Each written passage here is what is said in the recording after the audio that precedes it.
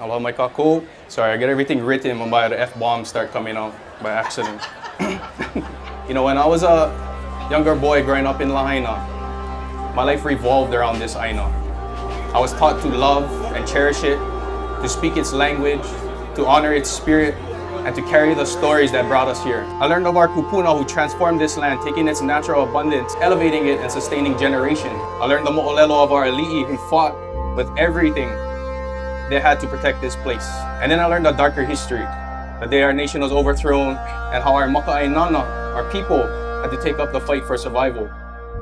Growing up in Lahaina, this history was not just something I read about, it was something I lived and felt deeply. I felt it in the anger, the resentment that grew within me, watching our people inundated by outsiders, those who came here with no respect and only greed. I saw them take what had already been stolen from us and felt powerless to stop it. I saw our aina suffer, our fish began to disappear, our reefs began to die back, our waters being diverted and taken from us for corporate consumption. Our aina was bought and sold to those who never belonged here, while my generation watched the cultural knowledge of our kupuna fade, being buried alongside them. We were taught that survival meant silence, that to thrive, we had to let go of our language and our stories and our truth. But silence was never the answer. Fast forward to today, and the pain of our ancestors still echo louder than ever. We live in a state of shame and disgrace to our kupuna. A Hawaiʻi where we, the native people of this land, are the minority. Our people are being pushed out, with the population of native Hawaiians on the continent growing 5 times faster than it does here. We lead the statistics in houselessness, in poverty, and in every hardship. And with the housing prices skyrocketing, the dream of staying in our homeland slips further from the grasp of our children. And then came August 8th, the day the world changed for Lahaina and all of Hawaii. That day was not just a tragedy, it was the culmination of generations of neglect, of greed, of stolen sovereignty. What I've come to realize in this is everything we've endured as a people was preparing us for this moment. The hardships I saw and lived through taught me to be resilient. It drove me to educate myself, to learn from my kupuna and my kumu, and to take the knowledge of the modern world and twist it to serve our people.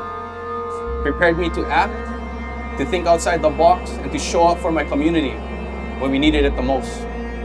And this is not just my story, this is all of our stories.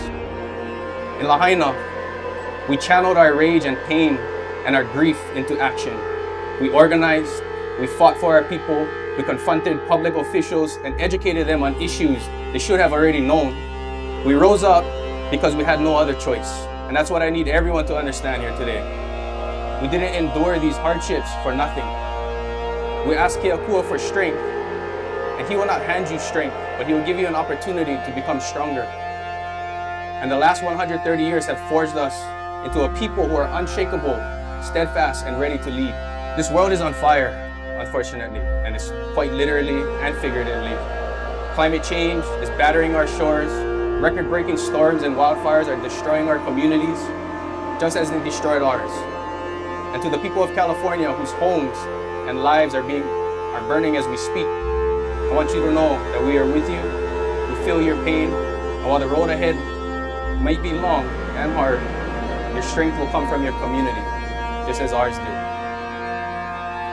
In Lahaina, we learned that our strength lies in aloha, not the kind that's sold to tourists, but the aloha that is unwavering, unrelenting, and unapologetic. To those who come to Hawaii for profit, to profit from our culture and sell our aloha as a commodity, we will not allow it. To the government officials who continue to prioritize capitalism over their own people, we will continue to expose it. To the military occupying our sacred lands and polluting our waters, we will remove you. To those who dream of building TMT on Mauna Awakea, we will never compromise. And to those who see disaster like Lahaina as an opportunity for profit, we will fight for our people and our aina until our dying breath. Unfortunately, Lahaina is still struggling. The FEMA assistance is fading, insurance companies are delaying payments, and many of our people are being forced to leave because they cannot make ends meet. And yet, in these bleak moments, I look around and I still see hope because we're still here. Our kupuna prepared us for this moment. But it's not enough to survive. We must act. We must organize ourselves to deliver the hardest blows where they matter the most. We must be more educated than those who oppose us. We must advocate, publicize, and ignite the fire in our people. But we cannot stop at just talking about the issues. We must create the solutions. Ikawama mua, ikawama hope. The knowledge of our kupunas hold the answers. We must strategize, identifying the cracks in the system and using them to our advantage. We must show up to every single meeting, every single public hearing, and dominate every single discussion. We must do our research, cross our T's, dot our I's.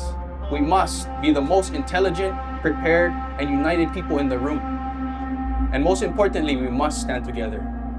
Do not punch down on the easy targets. Focus on the systemic issues.